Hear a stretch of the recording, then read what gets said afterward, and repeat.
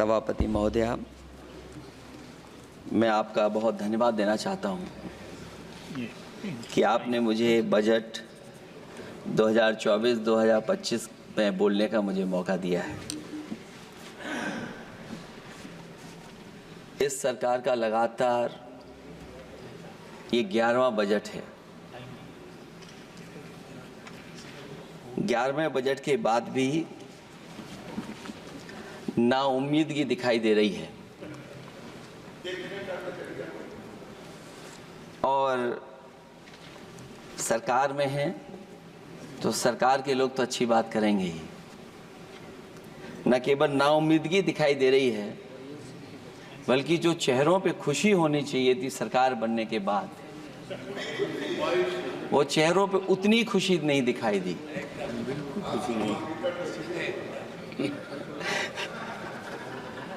ये 11वें बजट में बेरोजगारों के लिए, युवाओं के लिए, गांव के लिए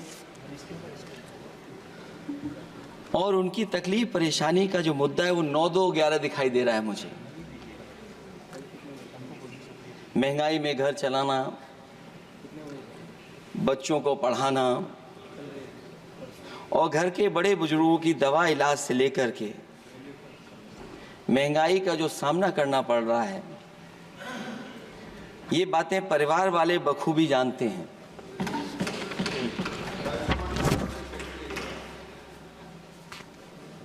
मैं जब सत्ता पक्ष के लोगों के जो आंकड़े देखता हूं और सुनता हूं, अगर इतना सब कुछ 10 साल में अच्छा हुआ है तो आप हंगर इंडेक्स में कहां खड़े हैं? अगर 10 साल बाद भी यही बात सत्ता पक्ष की तरफ से आएगी कि हम कहां खड़े हैं। आपने बड़ा सपना दिखाया make in India. Uttar Pradesh जैसे बड़े स्टेट से सबसे ज्यादा लोकसभा के सांसद चुने जाते हैं। हमें कोई बहुत बड़ा प्रोजेक्ट नहीं मिला, कोई बड़ा प्रोजेक्ट नहीं मिला, प्रधानमंत्री जी मिले हमें। और अगर कोई सभापति महोदय कोई बड़ा प्रोजेक्ट मिला हो 10 साल में, कोई आईआईएम मिला हो, कोई आईआईटी मिली हो और जो ट्रिपल आईटी किसी समय पर उत्तर प्रदेश को मिली थी, क्या उसमें क्या सहयोग सरकार की तरफ से हुआ है? न केवल ये संस्थाएं बल्कि गवर्नमेंट जो एजुकेशन की इंस्टीट्यूशंस हैं वो सेंट्रल की तरफ से कौन सी नई आ गई? मेडिकल के क्षेत्र में कोई बड़ा संस्था आई हो? जो 2 एम्स आए हैं, मुझे याद है कि रायबरेली का एम्स भी समाजवादी सरकार में जमीन दी गई, उसके परिणाम है कि वह एम्स बन गया। गोरखपुर में भी जो एम्स आया, समाजवादी सरकार थी, जमीन दी गई, तब एम्स आया। और जो एम्स आ भी गए हैं अगर वहां 2, क्या उनमें पर्याप्त इलाज मिल पा रहा है? केवल यही नहीं, मेक इन इंडिया सपना तो ये दिखाया गया था कि अगर प्राइवेटाइजेशन हो जाएगा तो नौकरियां मिल जाएंगी। कुछ हद तक तो बहुत सी चीजें प्राइवेटाइज हो गईं, लेकिन नौकरियां कम होती चली गईं। और जो सबसे बड़ा सवाल है, जो पीड़ित परिवार के लोगों को जो हक और सम्मान मिलता है, क्या ये सरकार वो दे पा रही है? टैक्स कलेक्शन में सपना दिखा रहे हैं कि हम यहां पहुंच गए हैं, आखिरकार एक्सपोर्ट क्यों कम होता चला जा रहा है? और हम जो ट्रेड डेफिसिट है उसको कैसे खत्म करेंगे?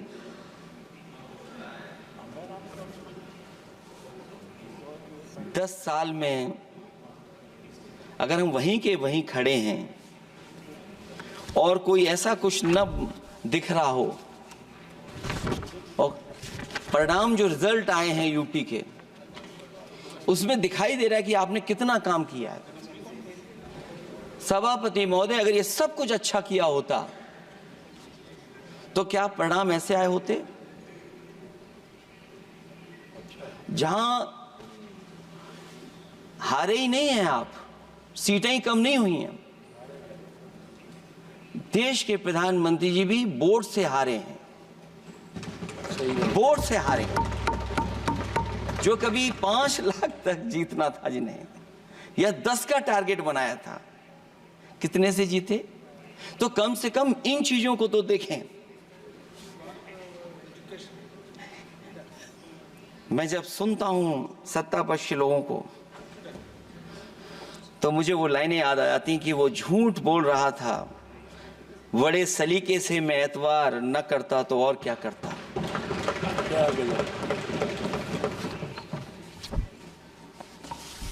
मुझे याद है कि देश के प्रधानमंत्री जी ने जनकपुर में एक झंडा दिखाया था और उस बस में 35 लोग बैठ करके अयोध्या आए थे। सभापति महोदय, उस समय भी मैंने मांग की थी कि जहां से जनकपुर से यात्रा शुरू हो रही है और अयोध्या तक बस से लोग आएंगे तो पता नहीं कितने घंटों में आएंगे। मैंने मांग की थी कि वहां से लेकर के अयोध्या तक एक्सप्रेसवे बनना चाहिए कि कम से कम जो जनकपुर से आए और अयोध्या दर्शन करने आ रहे हैं और बस से आ रहे हैं, कम से कम उनकी तकलीफ परेशानी तो कम होती।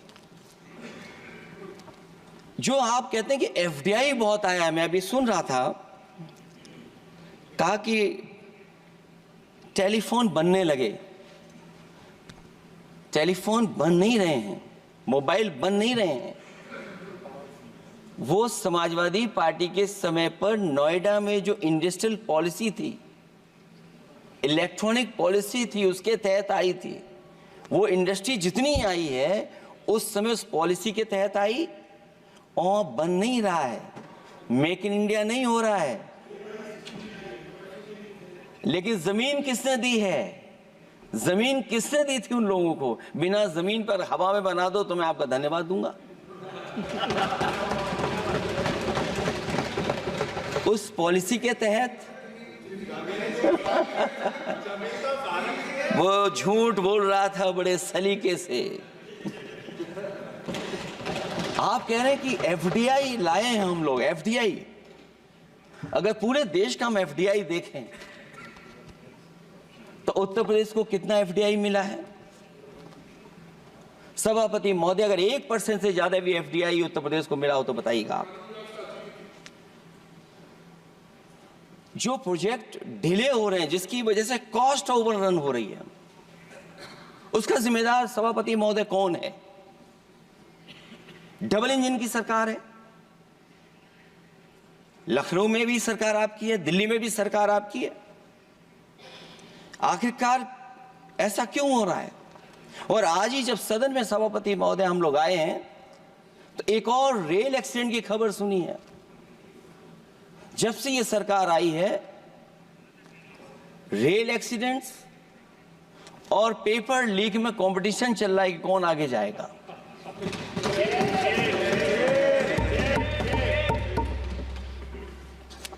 मैं तो अखबारों में पढ़ता था सभापति महोदय कि तोड़ फोड़ करके ये सरकार बनाते हैं। अभी एक सदस्य पिछली बार वो तोड़ फोड़ कर करके शायरी भी बनाने लगे हैं। जो प्रोजेक्ट और जिस प्रोजेक्ट के लिए प्रधानमंत्री जी एयरफोर्स का सबसे बड़ा हवाई जहाज हरकुलिस विमान लेकर के आए थे और वो सड़क पर उतरे थे, वो एक्सप्रेस वे पर उतरे थे। मैं समझता हूं सभापति महोदया, यहां जितने माननीय सदस्य हैं सबने देखा होगा और सबने निर्देश के अनुसार उस पर ट्वीट भी किया होगा। वो जो एक्सप्रेस वे अगर किसी ने बनाया था सभापति महोदय, जो डिजाइन, टेक्नोलॉजी का पार्ट, अलाइनमेंट, वो समाजवादियों की देन थी, वो आपकी देन नहीं थी। ये बात मैं इसलिए कह रहा हूं सभापति महोदय, क्योंकि इस बजट में सरकार चलाने के लिए आपने पैकेज दिया है। हमें कोई नाराजगी नहीं है पैकेज देने की, आप पैकेज और दीजिए। लेकिन अगर आप बक्सर से भागलपुर एक्सप्रेसवे बना रहे हैं तो आप उत्तर प्रदेश के पूर्वांचल एक्सप्रेसवे को क्यों नहीं जोड़ रहे हैं? और मैं तो कहूंगा आपसे कि केवल अगर आप 25 किलोमीटर जोड़ देंगे, जहां पूर्वांचल एक्सप्रेसवे रुक गया था, केवल 25 किलोमीटर आप जोड़ देंगे तो दूसरे काम को अपना जो बनाते हैं, आप ये कह पाएंगे कि दिल्ली से लेकर के आपने भागलपुर तक एक्सप्रेसवे दिया है। हाँ जी, वो अभी से नहीं, बहुत पहले से बन रहा है। बहुत पहले से बन रहा है। मैं ये नहीं कहना चाहता कि क्या दिया आपने, मैं ये कहता हूं कि अगर आप बक्सर से भागलपुर एक्सप्रेसवे दे रहे हैं केवल बिहार के लोगों को खुश करने के लिए, मैं उससे सहमत हूं कि आप बिहार की तरक्की के लिए एक्सप्रेसवे दें, लेकिन जो पखनपुरा जो आखिरी गांव है जहां पर छूट गया है, वहां से आप क्यों नहीं जोड़ रहे हैं? और हमारे स्टेट के लिए आप कोई नया एक्सप्रेसवे क्यों नहीं दे रहे हैं? आप हमारे लिए क्यों नहीं दे रहे हैं एक नया एक्सप्रेसवे? आप दिल्ली के बजट से दे रहे हैं, आप यूपी अपने बजट से बना रहा है। आप बताइए कोई यूपी को आपने एक्सप्रेसवे दिया हो? कोई एक्सप्रेसवे नहीं दिया। और मैं तो कहूंगा, और याद दिलाइएगा अपनी सरकार को, एक बुंदेलखंड एक्सप्रेसवे बना था, अभी बताएंगे आपको उसका भी। सभापति महोदय, एक बुंदेलखंड एक्सप्रेसवे दिया सरकार ने, उत्तर प्रदेश सरकार ने, वो दिल्ली के बजट का नहीं है। मैं मांग कर रहा हूं कि दिल्ली के बजट से कोई एक्सप्रेसवे मिलना चाहिए। जो बुंदेलखंड एक्सप्रेसवे दिया, प्रधानमंत्री जी उद्घाटन कर करके वापस लौटे। अब रिपेयर का पैसा कौन देगा? वो आज भी रिपेयर मांग रहा है। सभापति महोदय, कोई कल्पना कर सकता है कि नया एक्सप्रेसवे बना हो जिसका प्रधानमंत्री जी ने उद्घाटन किया हो, वो आज रिपेयर मांग रहा हो? और वो एक्सप्रेसवे 6 लेन नहीं है, वो 4 लेन है। मैं इसमें भी सुझाव देना चाहता हूं, ये जो बुंदेलखंड वाला एक्सप्रेसवे है, ये अभी 15,000 करोड़ से ज्यादा का बना है स्टेट गवर्नमेंट का। इसको मुनाफा नहीं हो रहा, टोल कलेक्शन नहीं है बहुत ज्यादा। इसको सतना से जोड़ दिया जाए और बुंदेलखंड जहां से शुरू हो रहा है हमारे डिस्ट्रिक्ट इटावा से कम उसको हरिद्वार तक ले जाना चाहिए। अगर हरिद्वार से लेकर के सतना लोग चले जाएंगे तो शायद बुंदेलखंड के लोगों को भी लाभ होगा। और सबसे बड़ी बात है सभापति महोदय, दिल्ली और लखनऊ मिलकर के उन एक्सप्रेसवे की सेफ्टी से और उसकी डिजाइन से खिलवाड़ कर रहे हैं। जो इंडियन रोड कांग्रेस कहती है, जो डॉक्यूमेंट कहता है, वो ये कहता है कि मीडियन सड़क का 12 मीटर से लेकर के 14 मीटर होना चाहिए। आप जाकर के देख के आइए, जो पूर्वांचल वाला बना है उसका मीडियन कितना है?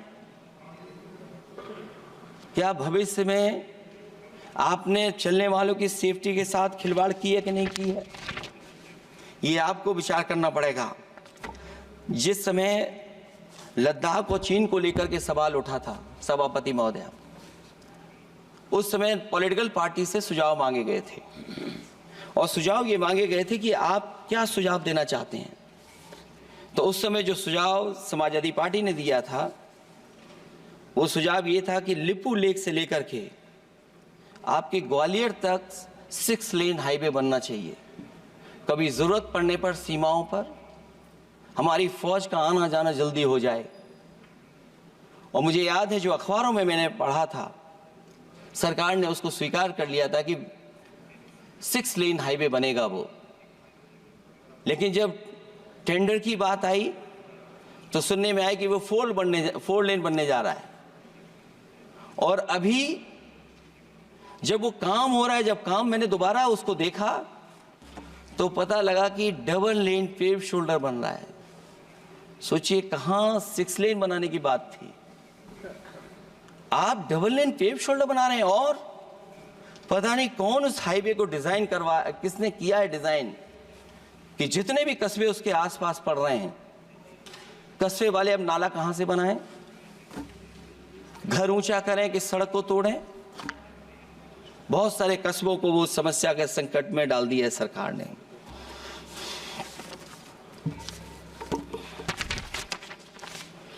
जो सरकार मंचों से ये कहती थी कि हम किसानों की आय दोगुनी कर देंगे,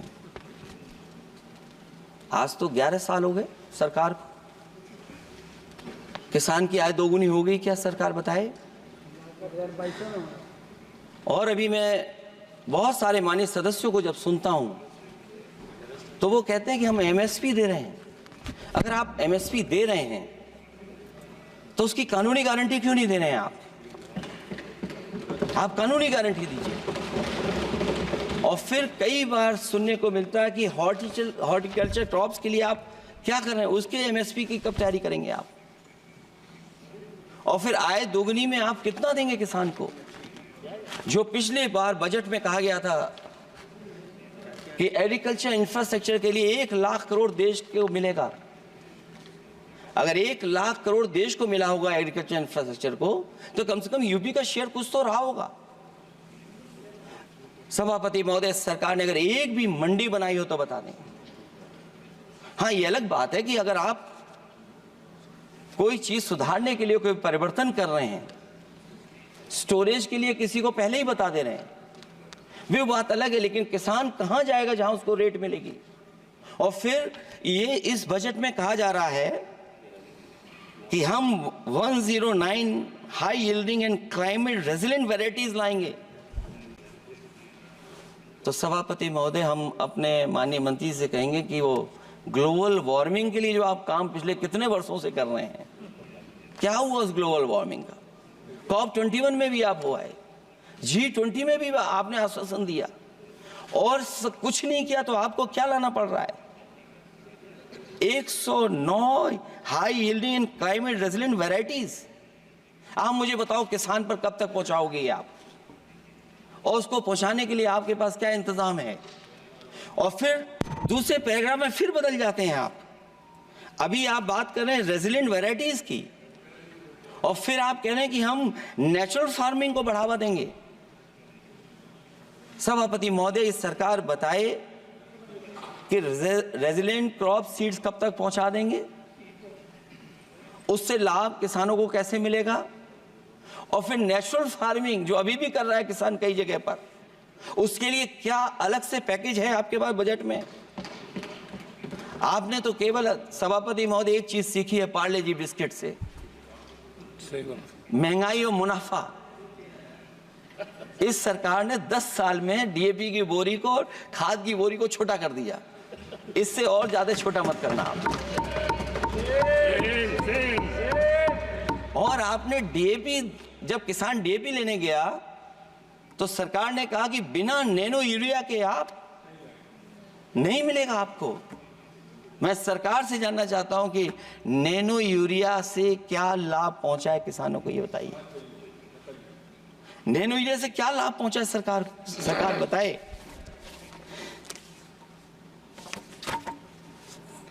हमारे यहां बड़े बड़े आयोजन हुए सभापति महोदय, इन्वेस्टमेंट मीट के बड़े बड़े आयोजन हुए इन्वेस्टमेंट मीट के, और 5 लाख करोड़ के एमओयू साइन हो गए। 5 लाख करोड़ के। मैं ये सभापति महोदय, बजट हमारी क्या मदद कर रहा है उत्तर प्रदेश के उद्योग लाने के लिए? और ऐसे आयोजन हुए जिसमें देश के प्रधानमंत्री आए, देश के राष्ट्रपति आए और देश के जितने बड़े उद्योगपति सब आए थे। लेकिन आज यूपी को क्या मिला वहां पर? किसानों के लिए एग्रीकल्चर सेक्टर में बड़े बड़े एमओयू हुए, लेकिन आज जमीन पर कुछ नहीं दिखाई दे रहा है। मुझे याद है समाजवादी सरकार में, क्योंकि देश का सबसे ज्यादा उत्पादन दूध का अगर कहीं हो रहा है तो उत्तर प्रदेश में हो रहा है, और उस उत्पादन को बढ़ावा देने के लिए और इन्वेस्टमेंट लाने के लिए उस समय की सरकार ने फैसला लिया कि अगर बाहर से भी कोई डेयरी या डेयरी प्लांट लगाना चाहेगा तो उसमें सरकार सहयोग करेगी। और परिणाम ये हुआ कि गुजरात की 3 अमूल प्लांट लग गए यूपी में। तो मैंने उद्घाटन किए, एक देरी से हुआ तो देश के प्रधानमंत्री जी ने किया। लेकिन उसके बाद कोई नया प्लांट आया हो तो बता दें। जो अमूल से पुरानी संस्था है, क्या उसका सहयोग कुछ करेंगे आप लोग? क्या आप पराग का सहयोग करेंगे कुछ? न केवल दूध उत्पादन में उत्तर प्रदेश आगे है, बल्कि चीनी में और गन्ने की पैदावार में भी कभी आगे कभी पीछे होता है। किसानों को भरोसा दिलाया गया था कि उनकी भी आय दोगुनी हो जाएगी, उनको भी बहुत सुविधाएं दी जाएंगी, बिजली फ्री दी जाएगी। सभापति महोदया, उन्हें फ्री बिजली नहीं दी सका। ये आश्वासन था आपका। और आज अगर उत्तर प्रदेश पिछड़ इसलिए रहा है क्योंकि सबसे महंगी बिजली अगर कहीं कोई पा रहा है तो उत्तर प्रदेश पा रहा है। और मुझे याद है, क्योंकि बात ये मुझे इसलिए कहना चाहिए, बीजेपी के एक विधायक जो सबसे बुजुर्ग थे, वो देश के प्रधानमंत्री जी के क्षेत्र में बिजली 24 घंटे आए, उसके लिए वो धरने पे बैठ गए थे। वहां के अधिकारियों ने कहा कि बुजुर्ग हैं, इनका स्वास्थ्य बेहतर नहीं है, इनका धरना आप उठवा दीजिए। मैंने सभापति महोदय उनको बुलाया, मैंने उनकी बात सुनी। उन्होंने कहा कि प्रधानमंत्री जी के क्षेत्र में 24 घंटे बिजली होनी चाहिए। उसी दिन मैंने फैसला ले लिया कि प्रधानमंत्री के क्षेत्र में 24 घंटे रहेगी बिजली। और मैंने उससे मांग की सभापति महोदय कि उत्तर प्रदेश देश के प्रधानमंत्री को बनाने में सबसे बड़ा सहयोग किया है, इसका कम से कम बिजली का कोटा तो बढ़ जाए यूपी का। वो 8 साल हो गए, उत्तर प्रदेश ने देश के प्रधानमंत्री को तो दे दिया, लेकिन अभी तक बिजली का कोटा नहीं बढ़ा। हमें उम्मीद है 11 शुभ होता है, इस 11वें बजट में कुछ तो सुविधाएं ऐसी उत्तर प्रदेश को दी जाएंगी जिससे वहां के लोगों को लाभ पहुंचे, मदद पहुंचे।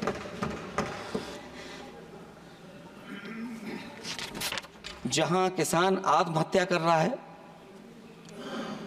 और पिछले 10 साल में सरकार जानती होगी कि कितने किसानों ने आत्महत्या की है, लाखों लाख किसान आत्महत्या कर चुके हैं। जहां किसान तकलीफ और परेशानी में है,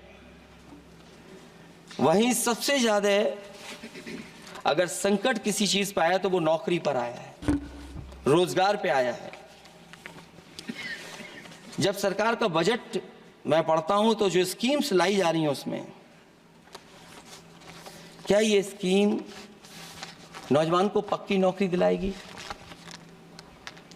क्या इन स्कीम से 5,000 रुपए देकर के आप नौजवान का भविष्य बनाना चाहते हैं?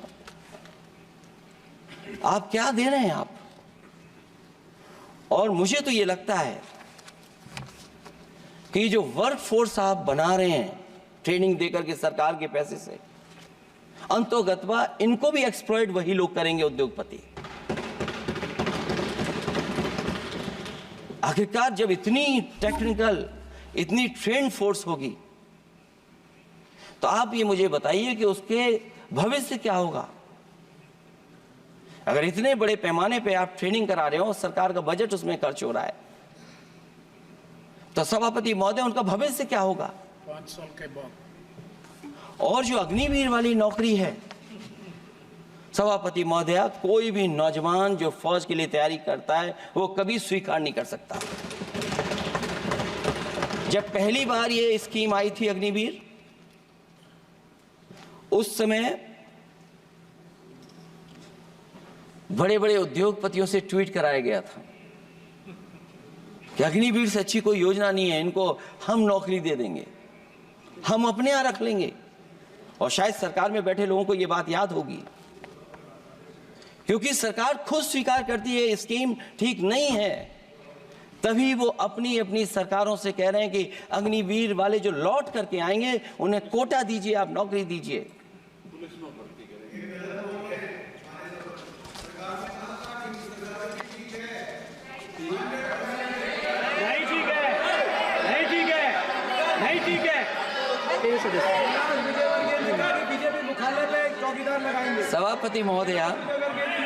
सभापति महोदय, मैं बैठ जाता हूं, आप खड़े होकर के कह दीजिए अग्निवीर व्यवस्था अच्छी है।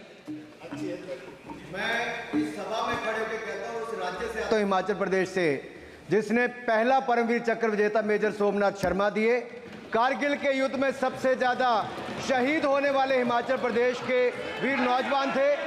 4 परमवीर चक्र विजेता हुए, उसमें से 2 कैप्टन विक्रम बत्रा और सूबेदार संजय कुमार हिमाचल प्रदेश से हुए।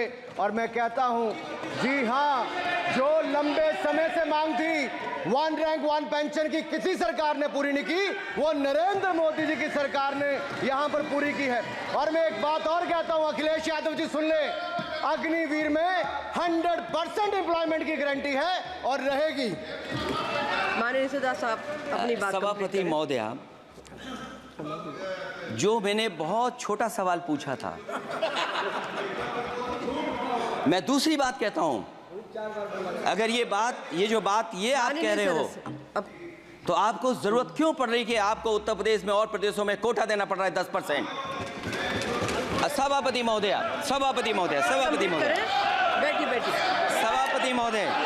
जहां तक परमवीर, रुजाइए,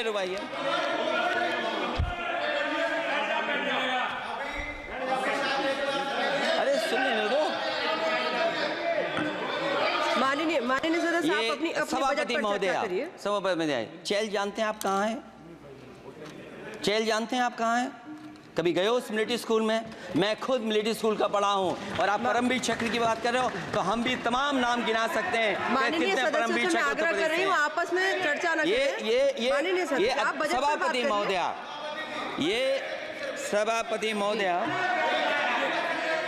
जी 1 मिनट से भी कम,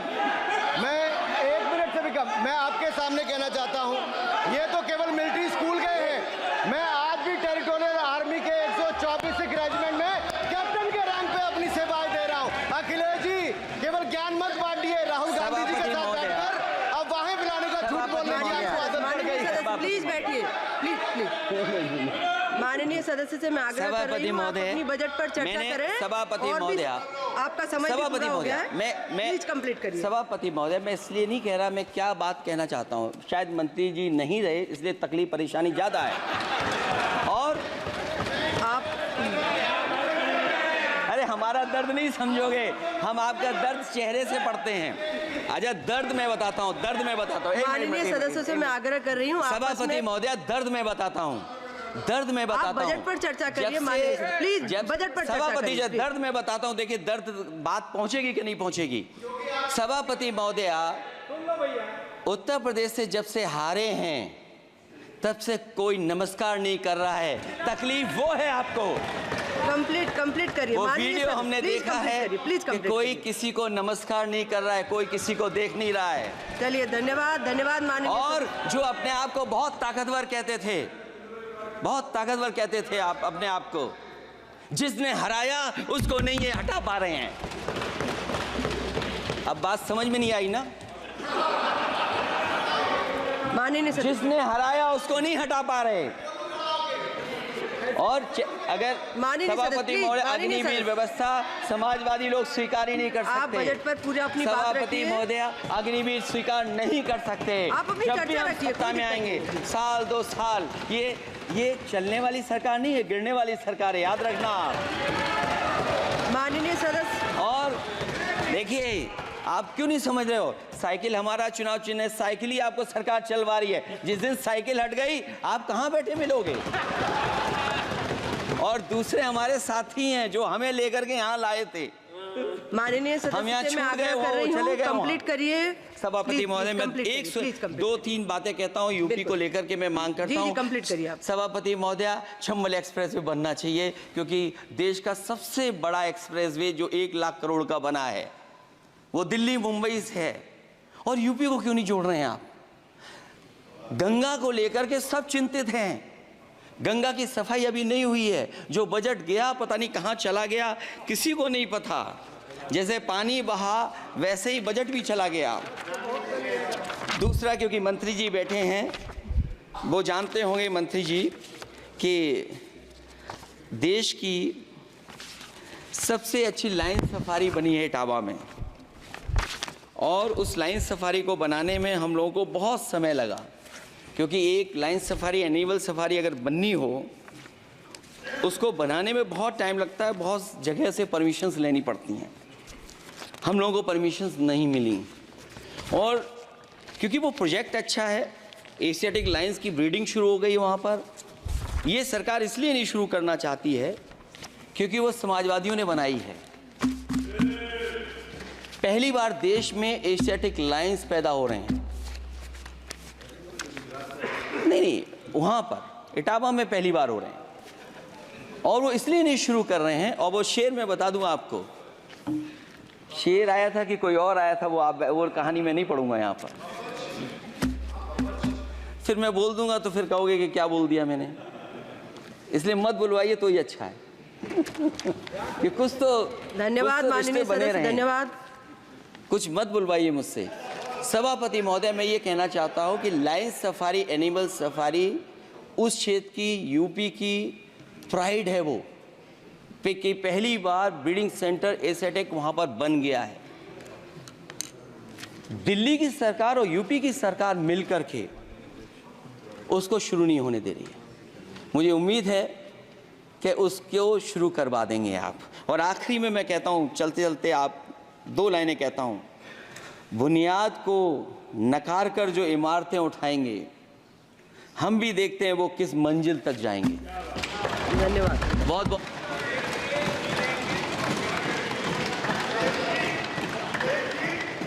अखिलेश जी, कुछ ज्ञान माननीय विपक्ष के नेता को भी दे दीजिए। आपने अच्छा भाषण दिया, उनको भी सिखा दीजिए। हालांकि अयोध्या को मैंने कहा हम काम नहीं रोक रहे हैं, लेकिन सभापति महोदय मैं कहना चाहता हूं, इन लोगों का कौन टाउन प्लानर है, कौन आर्किटेक्ट है मैं नहीं जानता हूं, लेकिन ये जब सरकार से चले जाएंगे तो विश्व की सबसे बढ़िया नगरी अगर कोई बन करके दिखाएंगे तो वो अयोध्या नगरी होगी। माननीय सदस्य